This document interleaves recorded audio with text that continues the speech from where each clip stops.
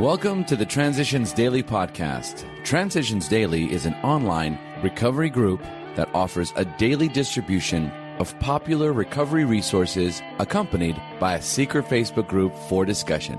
We hope you enjoy today's readings. This is Transitions Daily for October 6th, read by Cindy L. from Fort Worth, Texas. AA thoughts for the day. Self-will. The first requirement is that we be convinced that any life run on self-will can hardly be a success. On that basis, we are almost always in collision with something or somebody, even though our motives are good. Most people try to live by self-propulsion. Each person is like an actor who wants to run the whole show, is forever trying to arrange the lights, the ballet, the scenery, and the rest of the players in his own way. If his arrangements would only stay put, if only people would do as he wished, the show would be great. Everybody, including himself, would be pleased. Life would be wonderful. Alcoholics Anonymous, pages 60 to 61. Thought to consider. Rule 62. Don't take yourself too damn seriously. Acronyms. Pride. Pretty ridiculous individual directing everything. Just for today. Incredible things from two employers. Your man has probably been trying to conceal a number of scrapes, perhaps pretty messy ones. They may be disgusting. You may be at a loss to understand how such a seemingly above-board chap could be so involved. But these scrapes can generally be charged, no matter how bad, to the abnormal action of alcohol on his mind. When drinking or getting over a bout, an alcoholic, sometimes the model of honesty when normal, will do incredible things. Afterward, his revulsion would be terrible. Nearly always, these antics indicate nothing more than temporary conditions. Alcoholics Anonymous, pages 140 to 141. Daily Reflections, Facing Ourselves.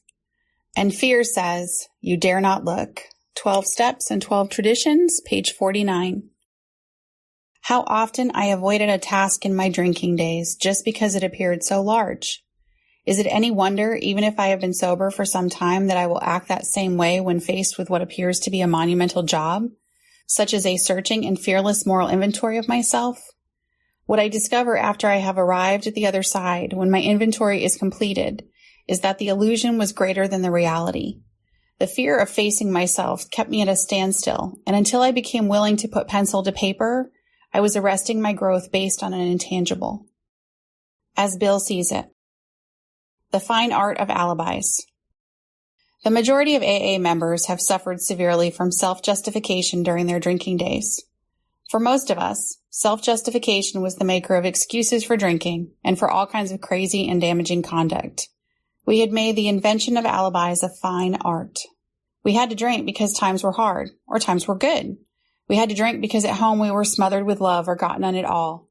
We had to drink because at work we were great successes or dismal failures.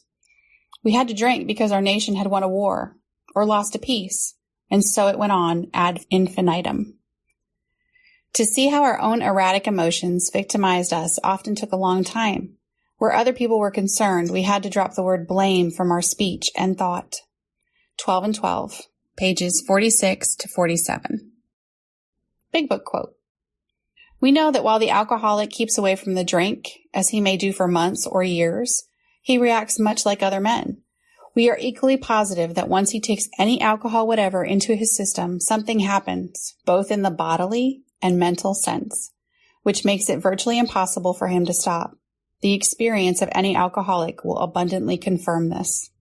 Alcoholics Anonymous, There is a Solution, page 22.